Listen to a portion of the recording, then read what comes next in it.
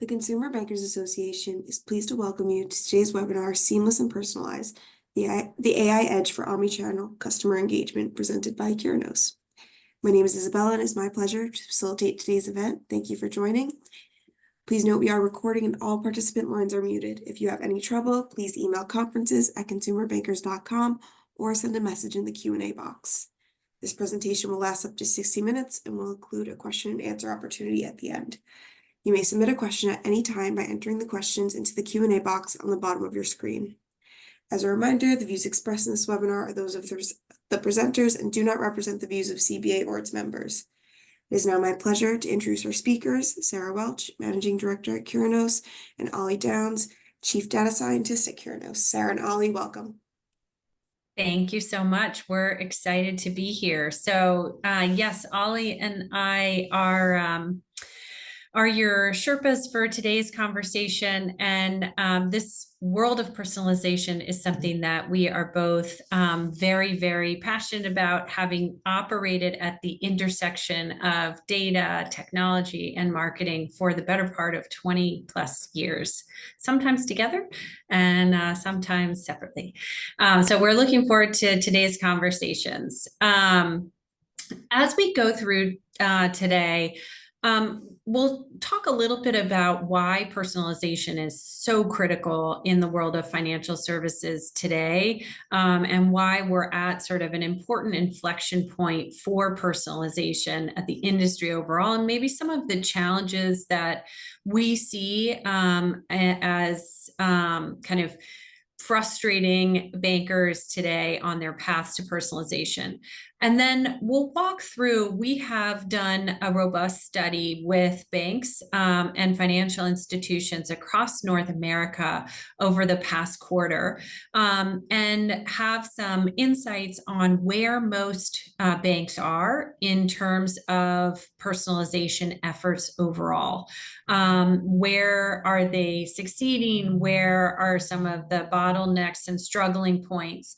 And then we'll dive really deeply into how AI is a kind of a force factor or a kind of a levitating factor out of some of the quicksand that financial institutions find themselves in on the path to personalization, and sort of how to think about deploying AI-based solutions that can help you get to that ideal state of truly relevant, know-me interactions for your customers. So that's our agenda we'll be walking through today. Starting off with why it's imperative that we get religion on personalization in this category today. We certainly have seen the customer increasingly move to digital first interactions over the past decade. That's really picked up steam over the past 5 years. And in addition to that, that shift has come some challenges around the economics at a customer level. So as we have customers coming in through digital front doors and interacting with us in a digital first way, we see much weaker customer relationships, a fraction of the deposits, a much higher attrition rate over the first 12 to 18 months of that relationship, and over the long run, many fewer incremental product relationships with the FI, which hasn't really changed all that much in the past 4 years that we've been monitoring that kind of quality, those kind of quality dimensions. And what that says to us is we have to figure out how we improve the seasoning of relationships with our customers in digital first ways. We're really great at it when we have the opportunity to have a human to human interaction, but when we have to go many to one through digital channels, clearly we have a big gap to close. The other challenge is the pressures that we're seeing on the acquisition front and on the revenue front. So, regulation underway that is compressing fee revenue significantly, combined with the fact that marketing is getting more expensive, right? Getting new customers in. The CPA has doubled over the past 5 years. And so from an economic standpoint, we're really looking at a 4-year payback for a lot of our customer relationships. That used to be 14, 16, 18 months.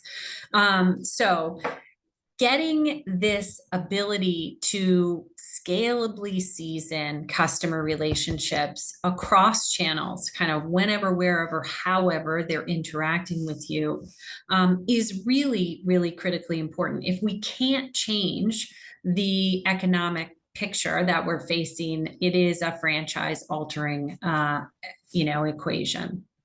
And so personalization is certainly an approach that can go a long way to improving these. When we think about personalization, I think most operators at every level of the C-suite, not just marketers, but product heads, heads of retail, I think we all share a similar vision of personalization, where there is really an institution that knows me, that is able to read through and parse my kind of digital exhaust, if you will, and interpret that in a way that has the institution showing up for me as a customer in ways that are relevant and helpful.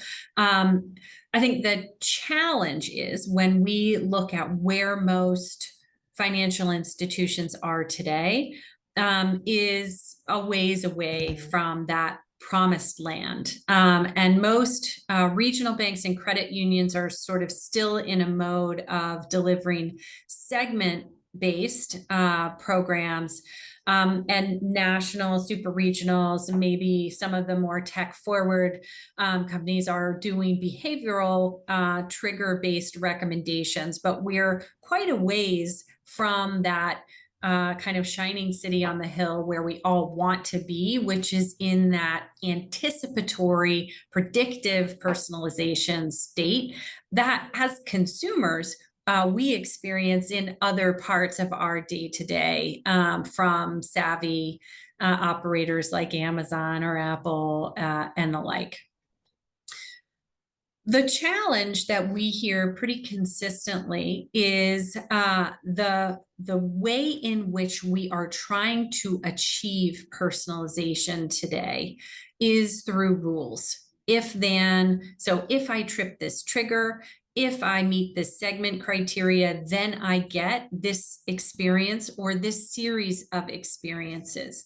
And when we think about rules as that kind of ground layer for personalization, you would need an army of thousands to actually make rules sufficient enough to get to true personalization. If you think about something that's just around utilization of a card, for example, and the kinds of programs that you might do for a card utilization program. You might have a turnaround program that you'd want to do for folks who are showing declining use of your card overall.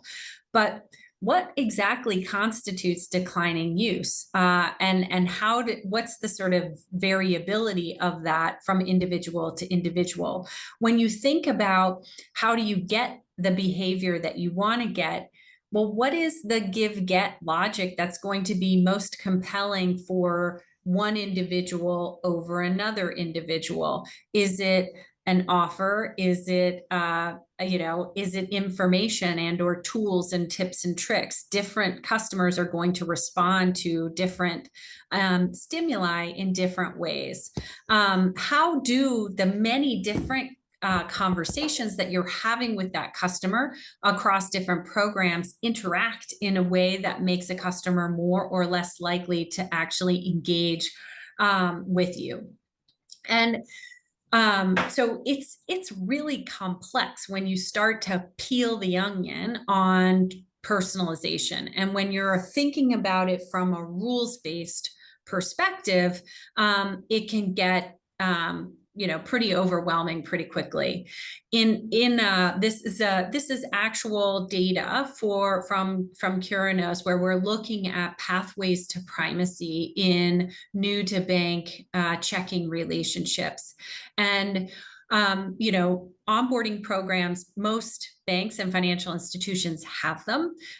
Those tend to be best practice, rules-based journeys that either combine a segment and a journey for a particular segment, and or some triggers within that segment. If you've tripped this wire, i.e. you haven't made a deposit and funded your account within N period of time, you get a funding reminder kind of thing. But the reality is there aren't 10 happy paths to primacy. There aren't 100 happy paths to primacy. There are many thousands of happy paths to primacy. And if you're forcing your way to personalization through rules, you basically hit a point of diminishing returns well before the point of being actually personalized at the customer level. And in addition to that, this is another using Curinos data, looking at the challenge of orchestration, right? So if onboarding is this spaghetti and your challenge is how do we get to a personally relevant journey for each customer in that really important window? The other thing is, well, I have a lot of things that I need to talk to my customers about over the course of my relationship with them. And, what happens today is there are individual product silos and individual channel silos that need to be stitched together in order to deliver a cohesive experience to the customer. And it's really difficult to do that. And what happens is we send more. And by sending more, you end up effectively bombarding customers, and you are, what we see is a diminishment in the responsiveness of customers. So said another way, we are training our customers not to respond or engage with the stimuli that we're sending them around driving deeper relationships. So personalization is really important. And it's also really hard with rules. So where are most banks today on their path to personalization? We did a study in the first quarter of this year. We spoke to about 30 financial institutions ranging in size from small to very large. And we spoke with, at each financial institution, a constellation of stakeholders, marketers, analytics leads, and technology stakeholders about where do you think you are on the path to kind of maturity on personalization? Where are you thinking about it as being mission critical? Sort of overall, how are things on the personalization front? And so overall, personalization is something that banks and financial institutions are investing pretty significantly in. When we look at marketing technology expenditures, they've certainly gone up year on year on year for the past 5 years. And where we are today is, they're 25 to 30% of a typical marketer's total budget. So most spending fairly significant portions of budgets on technology. And the expectation is, while that may have leveled off a little bit this year, the advent of AI is certainly having them go back and reconsider technical configurations and stacks that enable them to make more progress towards this desired end state of true personalization. So it's really important. And this is from Gartner, which is a slightly different source, but corroborating what we heard from the financial institutions that we heard from is, marketing technology investment is the most important line item in terms of spend for a lot of marketers. And that, again, that has been going up pretty dramatically year on year, maybe flat in 24, but expected sort of a calm before the storm right now, where everybody's trying to figure out, how does AI fit into this picture? How do we use AI productively to sort of levitate out of the morass that we're in as we head towards ever greater levels of personalization? One of the things, as we had more conversations with banks, was, the joke that personalization and the word personalization is kind of like the ink blot test for marketers and technologists and heads of analytics at financial institutions today. You say the word, or you write the word down, push it across the table to somebody, and they're going to project a lot of different things depending on their role and their focus on what this means. We heard in our research over 681 distinct descriptions of what this meant, but there are some common themes. Generally, the idea of being relevant, right customer, right message, right time, relevance, and was generally understood to be what we wanted to be shooting for overall. But certainly different roles. So technologists would think about and define what personalization means very differently than a head of analytics, differently than a marketer, differently than a head of product. When we think about kind of where most banks are on the path to personalization, I would say it's early innings is what we heard pretty consistently. That there are programs that are personalized, whether those are being kind of personalized in a app or personalized in digital marketing interactions or within call centers. There's sort of 20%-ish, 20 to 25%-ish that are kind of have some always on programs that are personalized to or more personalized to customers versus the sort of more batch and blast programs that tend to be still very much the norm for banks. But when we think about what is personalization, what does it mean? Most of the personalization efforts to date have been very focused on identifying very specific customer contexts, targeting rules that define whether or not somebody should receive a nudge, a piece of marketing, an offer. And so, most of the institutions that had personalization efforts underway were spending the majority of their time and calories identifying and get a sort of ever thinner slicing on relevant customer context that's defined by targeting rules and criteria. And then the message creative, there's some experimentation, maybe a little bit more experimentation on the acquisition side than on the customer side for how do we A/B test or multivariate test to find kind of winning messages that we're scaling out.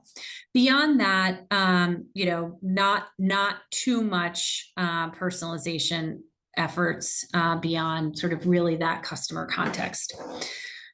The most common words that were used to describe personalization efforts today were challenged, right? It's inefficient. There are a lot of bottlenecks. We're in the early innings and making progress, but there are a lot of constraints as it relates to the foundational elements that enable us to get to that more person level relevance. And when we think about why that is, rules we would point to as sort of the chief kind of driver of those inefficiencies and bottlenecks. Because if you think about how those rules have to get executed against, armies of people have to do the analytics to identify the right customer context to generate those lists. Then those lists have to get basically exported to marketing engines. They have to be QA'd thoroughly because those tend to be batch imports into, executional engines. And then for any list, you have to actually develop unique and specific executions. And if you're going to do any optimization over time, those require kind of a separate workflow of, I'm going to set up a test cell, control cell, run my variants, and then, pass over the transom to analytics folks who can help me understand winners and then roll those out.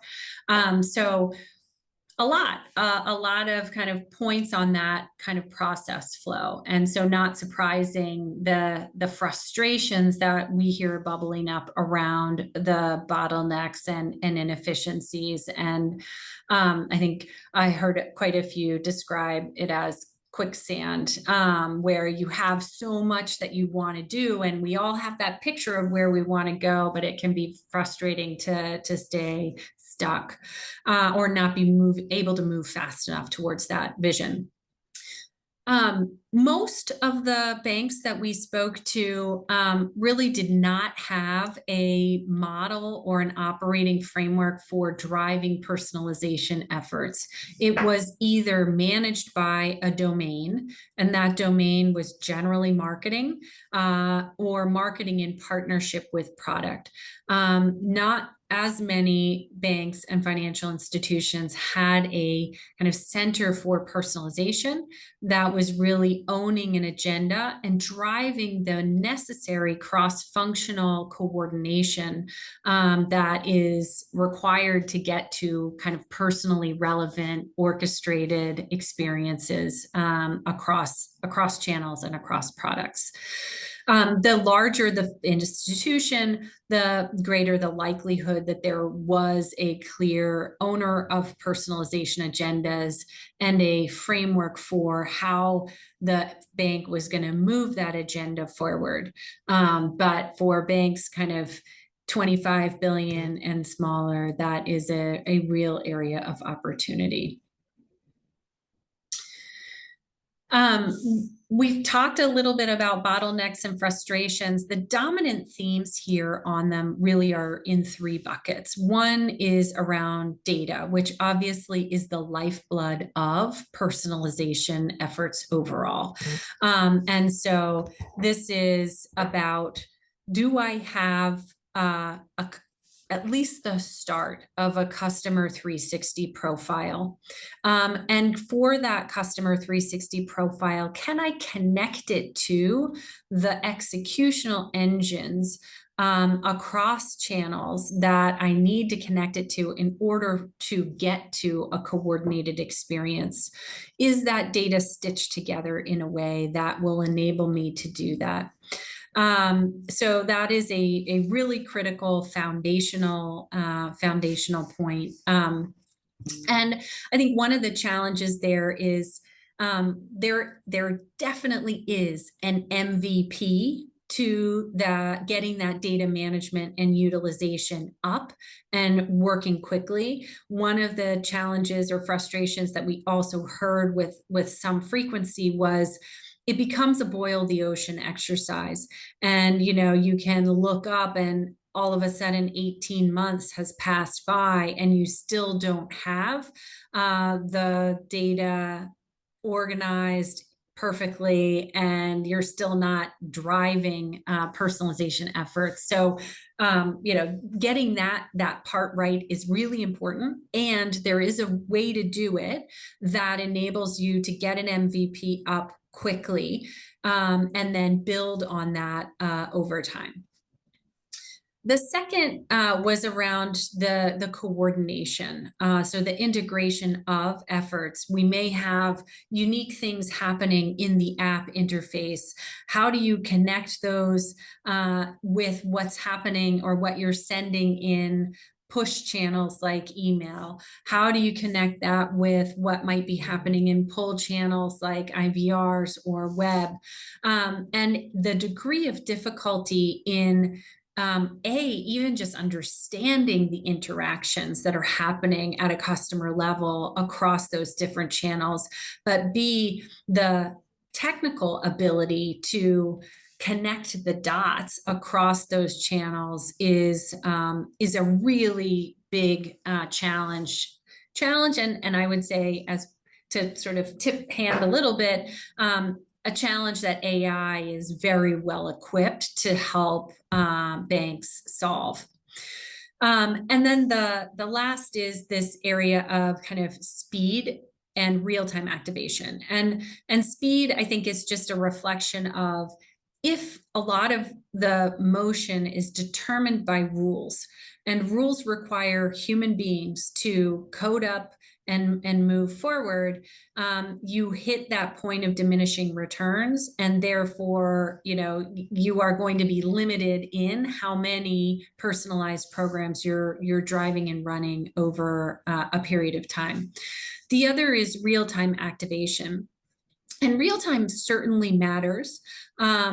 It matters a great deal in certain contexts, but this is an area where I think that the technology platforms generally are oriented more towards retail environments, fast-moving consumer good retail environments that have a very different dynamic on real-timeness than financial institutions. So financial institutions have a relationship with a customer that is, if you get it right, many decades long. And customers are coming in and out of need states for your relatively small product portfolio over that time. And the sort of glue is relationship glue. The world of kind of fast-moving consumer retail, which is really where a lot of marketing technology has been focused and built for. You have probably 20 or 30 retail outlets that you shop. Every one of those retailers is looking to get one more at bat. And when they have you at an at bat, their objective function is to get you to put as many SKUs into your basket right now and convert on it right now as possible, which is different from an objective function standpoint than what we have in our world, which is a relationship objective function that unfolds over a longer period of time. And so understanding the opportunity cost of the constant hammering versus when is saying nothing, doing nothing, the better thing for the value of this relationship long term. The last piece here is optimization and optimization efforts overall. Most are doing A/B testing, whether that's A/B testing of creative or A/B testing of offers or incentives. The volume of those A/B tests tends to be, for the larger institutions, there's a high volume. For the smaller institutions, it's a handful a quarter, and they're really mostly A/B rather than multivariate overall. So in terms of optimizing and learning from what is working and what is not working and carrying that forward, the industry overall is quite a ways from really being optimal, which would be part of the definition of being personal and relevant. So that brings us to kind of the world of AI and the promise of AI to help us kind of levitate out of some of these frustrations that are gumming up the works. And so if you're a marketer, it's as if as if you weren't already feeling enough pressure. McKinsey says of the $1 trillion in annual value of AI and analytics in global banking, the lion's share, almost 2/3, should be realizable in sales and marketing. So gosh, okay, you've got these economic customer pressures. There's an experience that you're trying to get to for the customer, and there's an opportunity that you believe can be harnessed with AI, but how do you actually make practical progress with this? Well, and Sarah, if you hop to the next slide, I think one of the biggest challenges and a great starting point is to talk about, well, what is AI? Many solutions, like those that make behavioral recommendations, like those that develop propensity-based targeting signals, those are typically machine learning-based solutions, on top of which you may well construct rules to orchestrate the customer experience. And so if you move forward, a machine learning system does a great job at scalably sensing, detecting, measuring data, whether that's in a stationary knowledge base or, as Sarah was mentioning, flowing in real time. Having sensed that data and consolidated it, reasoned with it, and recommends or proposes an action, which you then decide how to take and measure the outcome of. Truly artificially intelligent solutions tend to have a closed loop of feedback, and they adapt their actions in response to that feedback. Think of how the quality of a conversation you have with ChatGPT improves during the course of a session.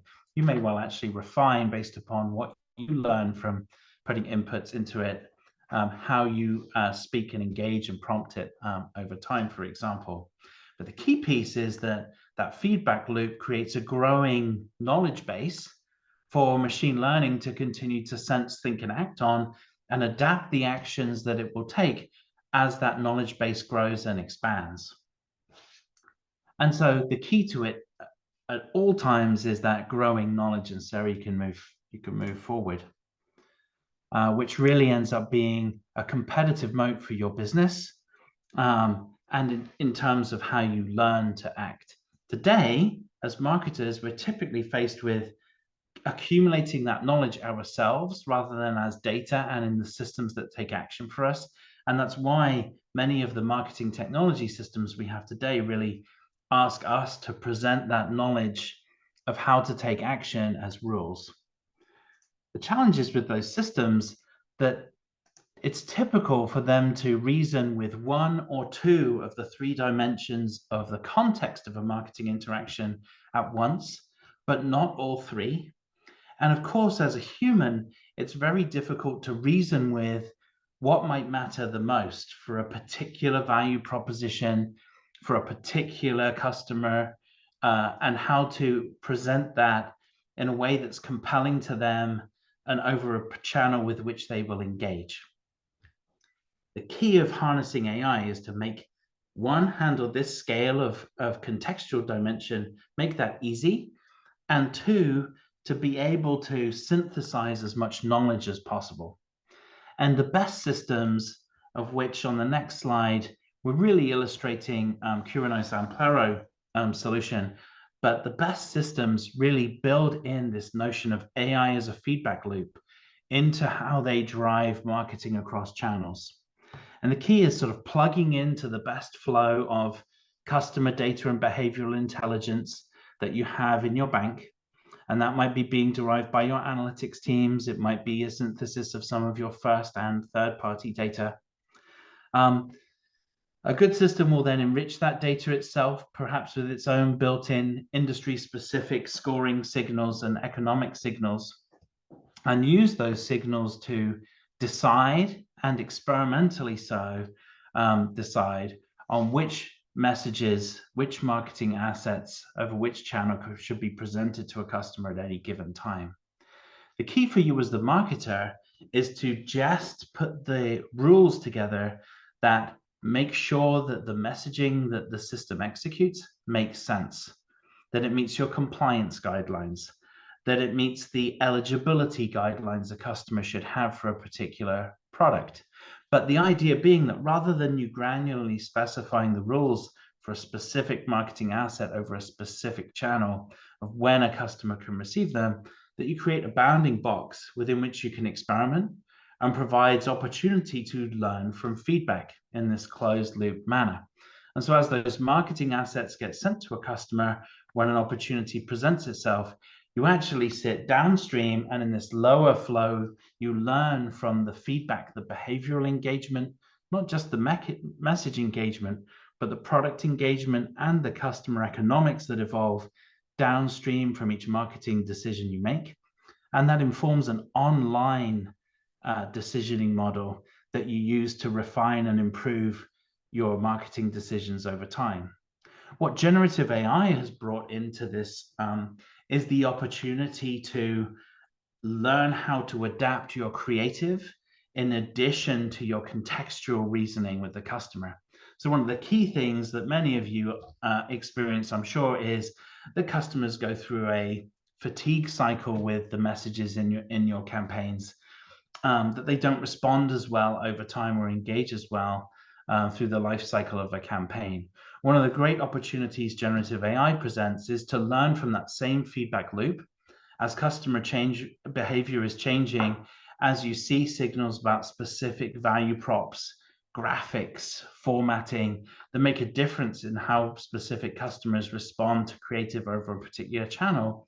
You can create new creatives, new combinations of creatives generatively, put them into your same compliance and review flow, set the same sanity constraints around when they make sense to send them a customer, but pass them through this same AI-driven experimental feedback loop.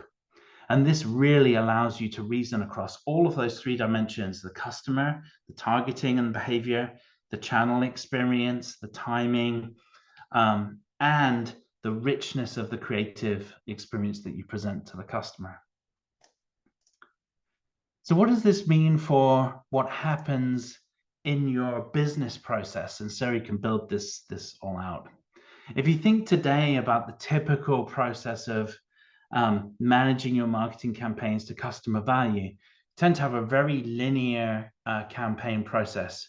You plan the quarter's campaigns, you develop and explore the audience that might suit those campaigns and be eligible for them. You design the creative and an A/B test, as Sarah was talking about. Most banks today that do some form of personalization really are structuring A/B tests to drive some element of measurement and optimization. You execute those tests. Your marketing analytics team then analyzes the results and outcome of those tests. And if you're lucky, by the end of the quarter, you get to optimize which creatives to which audiences work the best and scale them up to the full campaign audience. And of course, you can see, and I'm sure you all experience, there's a whole variety of different resources and skill sets and teams across your organization that play a part. And as Sarah mentioned, some of our benchmarking results indicated this cross-team orchestration of true personalization really presents a challenge too. So many different stakeholders, many different expertises.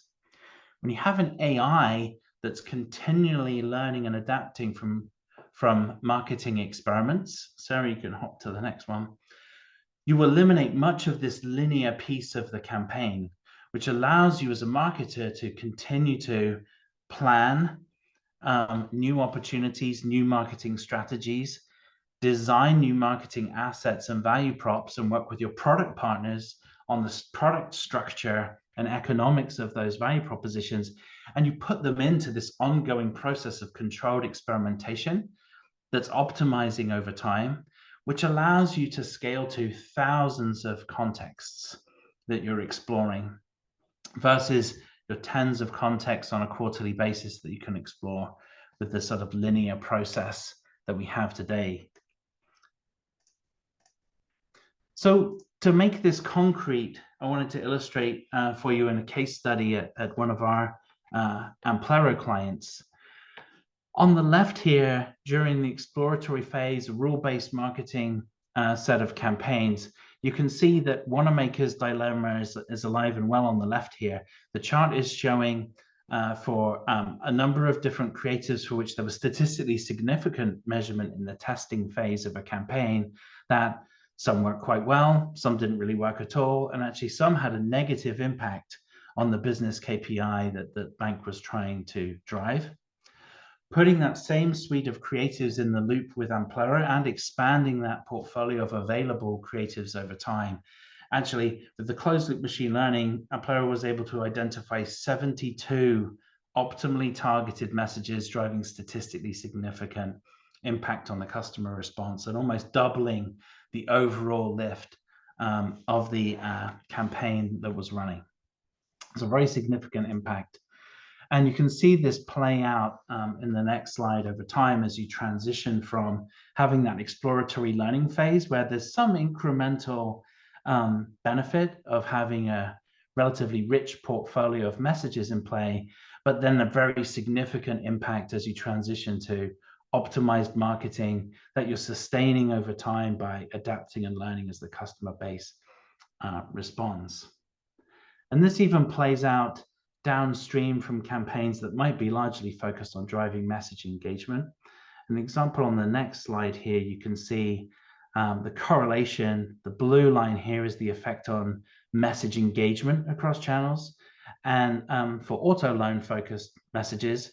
And the green is the associated response in downstream auto loan applications at the bank. And you can see they grow significantly as you hit that optimization phase where the message engagement increases substantially.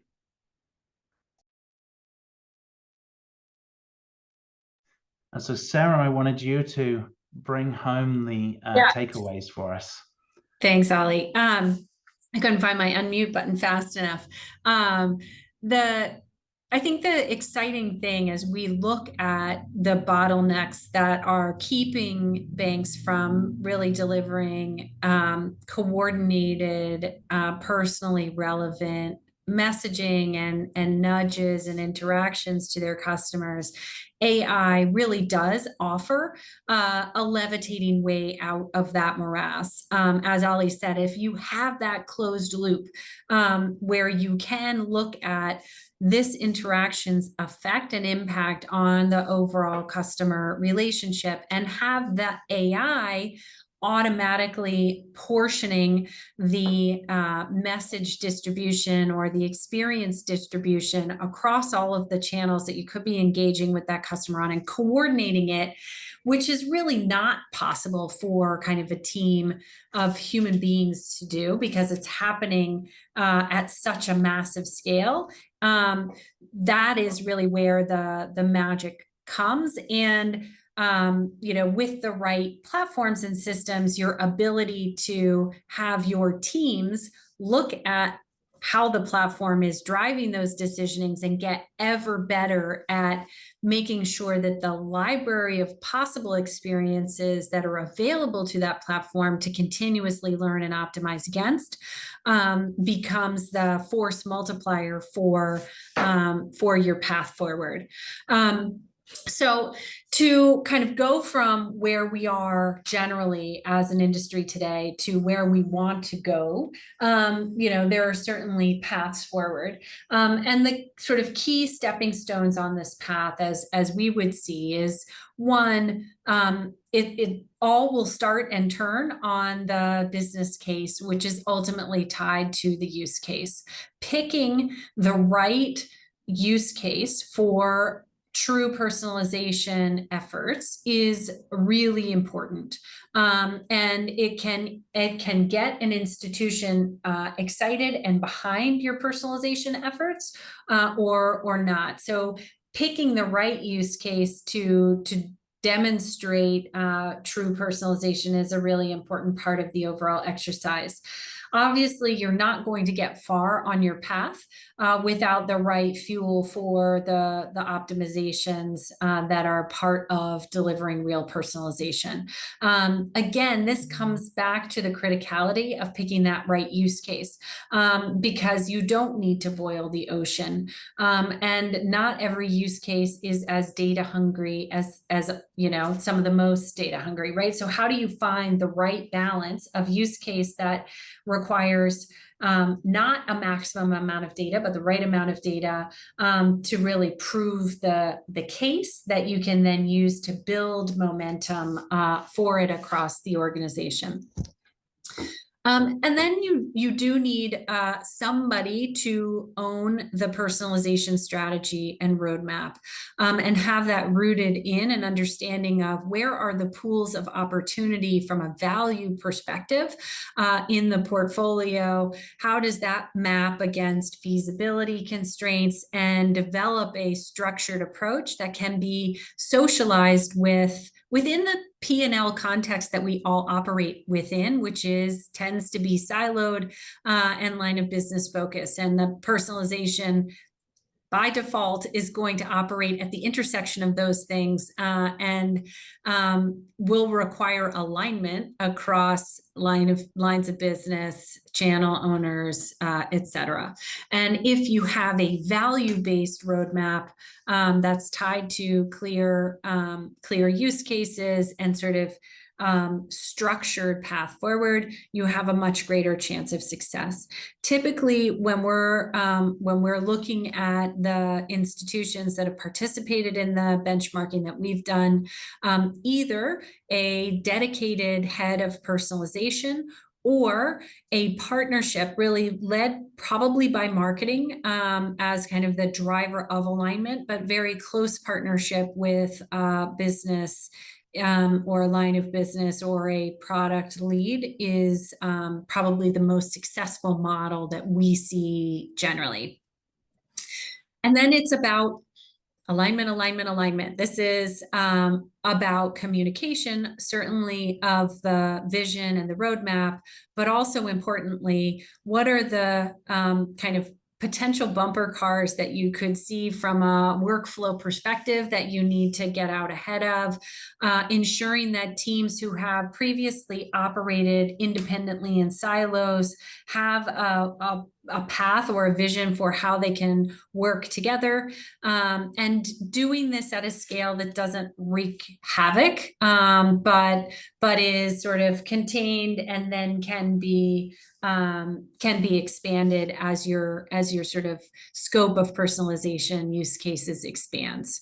And this last piece is, the technology piece is another critical decision point. So making sure that you do have a technology layer that integrates into current execution layers, current data layers, but that has this closed loop process and workflow that Olly was describing, that enables your teams to activate at scale without rules, without code. So low code equals code, and rules equal log jams. So those are the sort of things to listen for as you're selecting technology. And then marketing is typically the lead of the customer-centric mindset across the organization, or the head of personalization. But, it is a drumbeat that needs to be consistently, talked about and presented and championed across the organization in order to help the organization kind of get behind the change required to move to true personalization. And I think the exciting thing for the banks that we see is, at this age of AI that we're sort of entering in, where if on a maturity curve, most banks, if there's a scale of 1 to 5, are operating somewhere between 1 and 2, with maybe one function operating at a 3, or one function or use case operating at a 4. AI has the potential to enable institutions that are operating at 1 or 2 to leapfrog to 4 or 5, because it is automating, or has the potential to automate today what is a very time and labor intensive process to get to personalization. So it's a super exciting time to be engaged and involved in all things personalization, and lots to do. We need more champions out there. So with that, I might open it up to some questions here, and I'm just looking at the questions here. So one question is, in slide 24, are you implying that marketing would send pretty much individual versions, which could be in the thousands, as you mentioned, of a marketing asset, direct marketing, letter, or email? And I'll let Olly answer that one, but the short answer is yes. But I'll let Olly talk briefly to that. Yes, and so if you think about the 3 dimensions of context, the customer behavior, the targeting of the customer and who they are, the experience, essentially the creatives, and the channel different combinations, you're essentially reasoning with contexts that span all of those things, and thousands of dimensions combining all of those. So it may well be that there are thousands of distinct versions of a creative, particularly if you think about combining a large number of pre-approved and compliant different parts. But the other dimensions that go into it, it's the same as if you're trying to orchestrate a rule set of a rich customer journey by hand, right? There's dimensions of who gets the message, when they get the message, and what the triggers for it are, what their propensities might be, their time of day and channel response, whether they have certain channels enabled. Do they have your banking app, for example, to engage with your online banking? Are they email eligible and not opted out? You're reasoning with all of those dimensions together in addition to the creative itself. So the idea is really that you're reasoning with thousands of dimensions across that 3-legged stool of context. And what you need is an activation platform that can dynamically do that rendering of those various, right? If you have a library of pre-approved assets, a live platform, if you will, that's kind of in between that data layer and your execution layer, that's capable of taking the customer context and matching it with the right combination of those assets that are available in that pre-approved library, and then sending out in the right channel and with the right sequence. So that is yes, is the short answer a yes, and the longer answer. Another question, and this is one we get quite a bit: can you give examples of how to manage creative versions while staying compliant using AI? So Olly was alluding to, right, you have a library ultimately of approved messages that a platform has at its disposal to learn against. And typically we see, a seeding of that with some set that is manageable to compliance teams that you're then adding to over time. What you need to have, though, is, and this is something that we do frequently with our clients, is the ability to very quickly, with a push button, render all of the possible permutations from that library, and then have those serialized and organized in a way that compliance teams can quickly go through sets. So you may have, and real example here, a client started, working with our Amplero platform, where they had, typically 8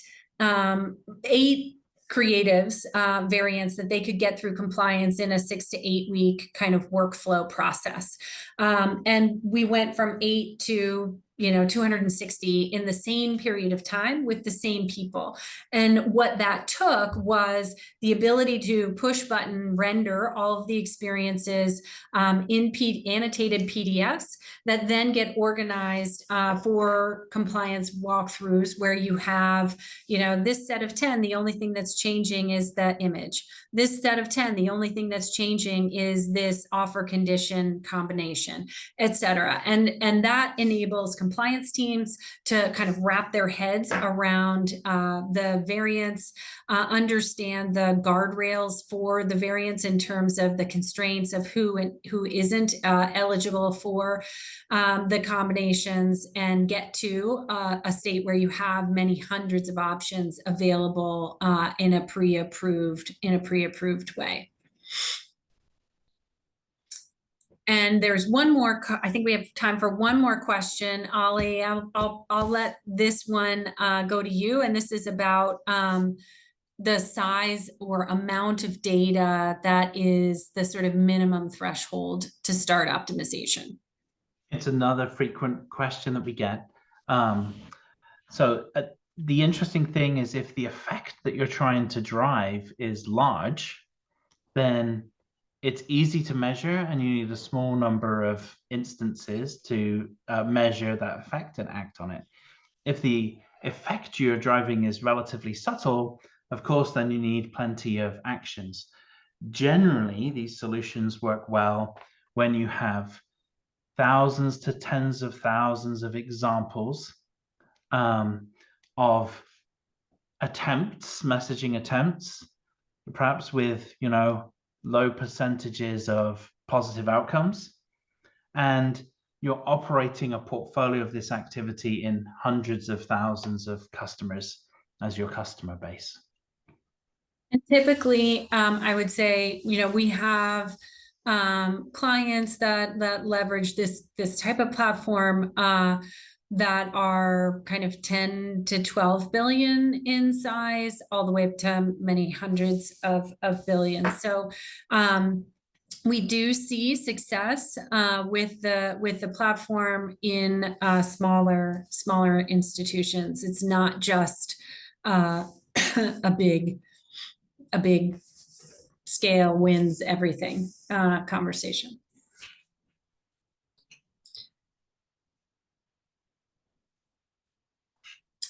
Right. Any more questions? I think we're pretty much at time. Yeah, no, I don't see any more questions coming in. Yeah, it's about top of the hour almost. So thank you so much, Olly and Sarah, for joining us today. Really appreciate you taking the time out of your day to speak with our members. And again, thank you to everyone for joining today. The session has been recorded and will be available within 1 to 2 business days. On behalf of CBA, thank you again to our speakers and of course everyone who participated. Have a great afternoon, and you may now disconnect. Thank you. Thank you all.